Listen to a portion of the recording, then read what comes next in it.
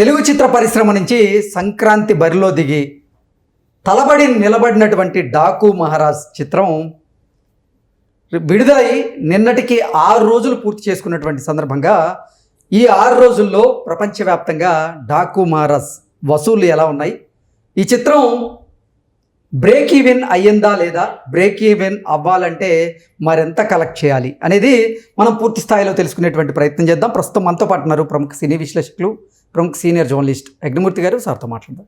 Sir నమస్తే. Sir నమస్తే Krishna. Sir, Daaku Maharaj hit టాక్తో దూసుకెళ్తూ ఉంది, విడుదలయ్యి 6 రోజులు దాటింది.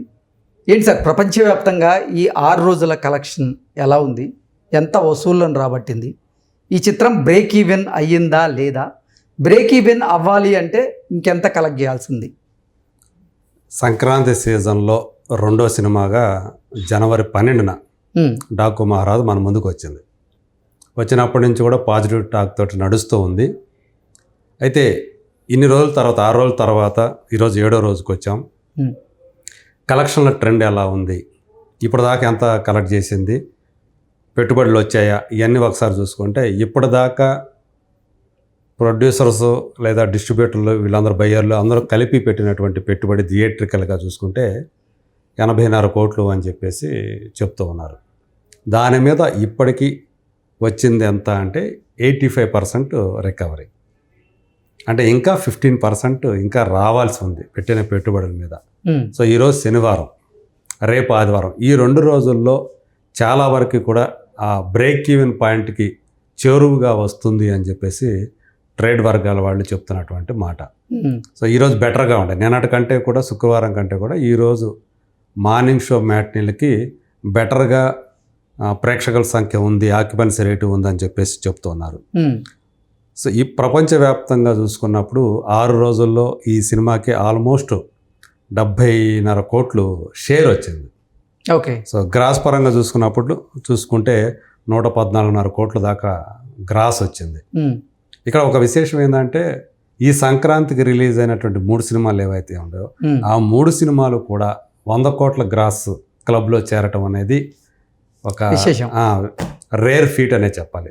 గతంలో ఏంటంటే ఒక సినిమానో 2 సినిమాలో ఇలాంటి ఫీట్ సాధించేది, ఇంకొక సినిమాన్న ఫ్లాప్ మరీ డిజాస్టర్ అవటమో అట్లా జరిగేది, ఈ 100 కోట్ల గ్రాస్లోకి రాకపోయేది. కానీ ఈసారి అలా కాదు. ఈవెన్ ఒక ఫ్లాప్ టాక్, డిజాస్టర్ టాక్ వచ్చినటువంటి గేమ్ చేంజర్ సైతం కూడా 100 కోట్లకు రావటం. డాకు మహారాజ్ ఇది బాలకృష్ణకి వరుసగా 4వ 100 కోట్ల గ్రాస్ సినిమా. అఖండతో మొదలు పెడితే ఇప్పుడు ఇది 4వ సినిమా. సో అట్లా బాలకృష్ణ కెరీర్కి సంబంధించి ఇదొక రేర్ ఫీట్కి ఈ సినిమా ఒకటి కొలమానంగా నిలిచిందని చెప్పుకోవాలి. ఆంధ్రప్రదేశ్, తెలంగాణలో అంటే ఈ మొత్తం దాంట్లో ఈ 70 కోట్లలో ఇందులో 59.5 కోట్ల వాటా కేవలం తెలుగు రాష్ట్రాలకు సంబంధించే ఉంది. ఇక్కడ చూసుకుంటే ఆల్మోస్ట్ 91 కోట్ల గ్రాస్ వచ్చింది 2 తెలుగు రాష్ట్రాల్లో. అంటే తెలంగాణలో మాత్రం కాస్త లేటుగా బ్రేక్ ఈవెన్ అయ్యే అవకాశాలు ఉన్నాయి. ఓకే. రాయలసీమ, రిమైనింగ్ ఆంధ్రప్రదేశ్ ఏదైతే ఉందో అక్కడ త్వరగా బ్రేక్ ఈవెన్ అవుతాయి అని చెప్పేసి చెప్తున్నారు. ఈవెన్ ఆంధ్రప్రదేశ్లో కూడా ఒక గుంటూరు, ఒక ఉత్తరాంధ్ర, ఈ 2 ఆల్రెడీ నిన్ననే అయిపోయినాయి, బ్రేక్ ఈవెన్ అయిపోయింది. అక్కడ మనకు అక్కడ 6 సెంటర్స్ ఉన్నాయి: నెల్లూరు, గుంటూరు, కృష్ణా, పశ్చిమ గోదావరి, తూర్పుగోదావరి, ఉత్తరాంధ్ర. ఈ 6 ఏది రాయలసీమ కాకుండా వీటిలో ఆల్రెడీ 2 బ్రేక్ ఈవెన్ అయిపోయినాయి. ఇంకా 4 సెంటర్లు బ్రేక్ ఈవెన్ కావాల్సింది, 4 ఏరియాలు సీడెడ్ కావాలి. ఇక తెలంగాణ కూడా కావాల్సి ఉంది. ఓవర్సీస్ కూడా చాలా బాగా ఉండటం అనేది ఇక్కడ మనకి డాకు మహారాజుకు సంబంధించి, అంటే అక్కడ కూడా బ్రేక్ ఈవెన్ పాయింట్కి దగ్గరగా వస్తూ ఉందని చెప్పేసి మనకు అందుతున్నటువంటి సమాచారాన్ని బట్టి తెలుస్తూ ఉంది. ఓవర్సీస్లో ఆల్రెడీ 7.5 కోట్ల రూపాయల దాకా షేర్ వచ్చేసింది. అక్కడ దీన్ని బిజినెస్ వాల్యూ 8 కోట్లే. సో 50 లక్షలు కనుక వస్తే అది అయిపోతుంది. అది సో ఇది అంటే చాలా వరకు కూడా బ్రేక్ ఈవెన్ అయ్యే అవకాశాలు ఎక్కువగా ఉన్నాయి. ఒక తెలంగాణ ఏరియా మాత్రమే కాస్త లేట్గా 1-2 రోజులు లేట్ అయ్యే అవకాశం ఉంది. కానీ అక్కడ కూడా బ్రేక్ ఈవెన్ అయిపోతుంది అని చెప్పేసి ట్రేడ్ వర్గాల వాళ్ళు మనకి చెప్తున్నారు. ఆ ట్రెండ్ కూడా అలాగే కనిపిస్తుంది.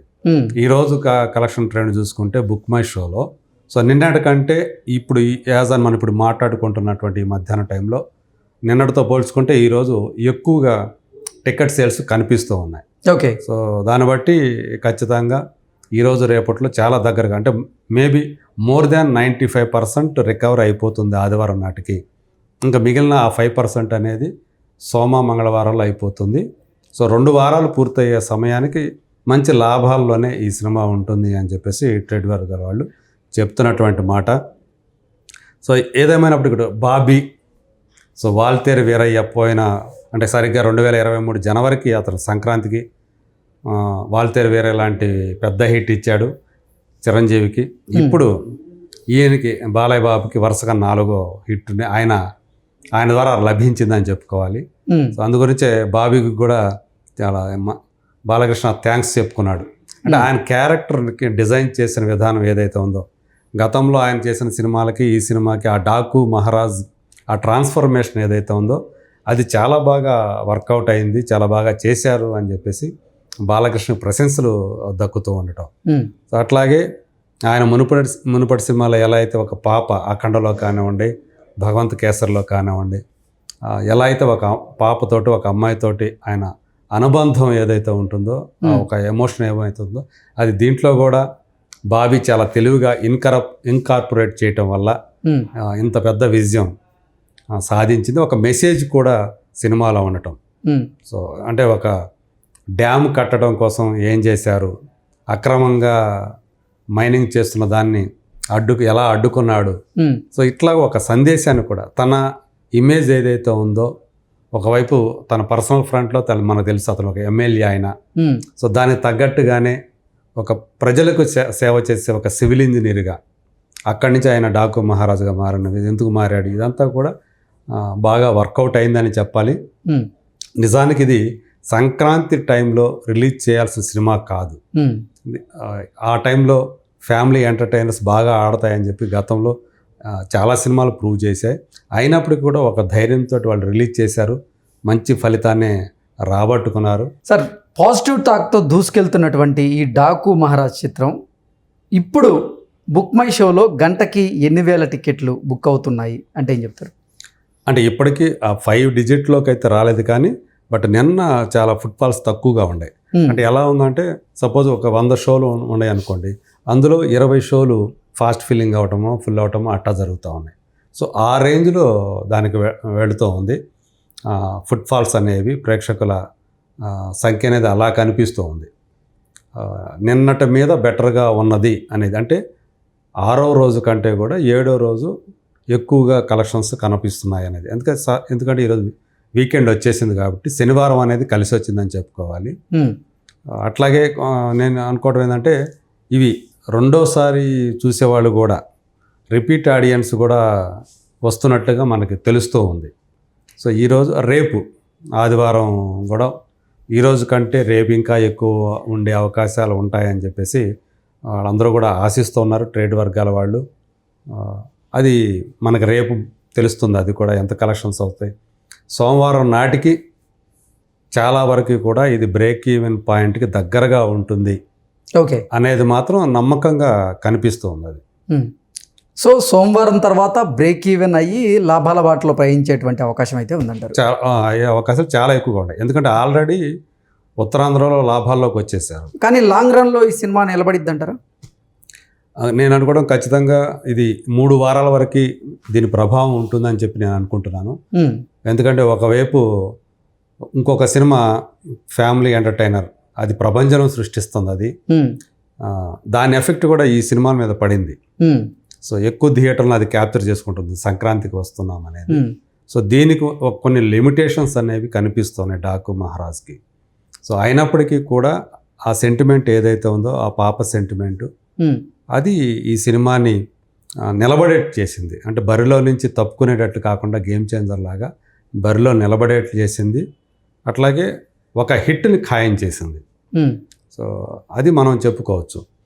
సో ఈ సినిమా నష్టమైతే ఎవరికి కలిగించదు, అందరికీ లాభాలు చేకూర్చేటువంటి ఒక సేఫ్ జోన్లోనే ఉంది. ఎందుకంటే 6 రోజులు పూర్చేటప్పటికి మనకి 85% రికవరీ అయిపోయింది కాబట్టి సో మిగతా 15% పెద్ద విషయం కాదు. ఎందుకంటే ఇంకా వారం పూర్తిగా. ఓకే. సో కాబట్టి ఆ మేరకు చూసుకుంటే 2 వారాల్లో లాభాలకు వస్తుంది. 2వ వారం నుంచే ఇది ఎంత లాభాలు వస్తుంది ఏంటి నేను అనుకోవటం, నెక్స్ట్ వీకెండ్ ఏదైతే ఉందో ఈ వీకెండ్ కాకుండా ఆ నెక్స్ట్ సెకండ్ వీకెండ్ అనేది దీనికి దాదాపు దీని రన్ ఏదైతే ఉందో దానికి క్లోజ్ అయిపోతుందేమో అని చెప్పేసి నేను అనుకుంటూ ఉన్నా. కానీ అది ఎనఫ్ చాలు దీనికి, అప్పటికే దీనికి లాభాలు వస్తాయి. అది పైన వచ్చేదంతా కూడా బోనస్సే అవుతుంది, అది మనం చెప్పుకోవచ్చు. Okay sir, thank you so much.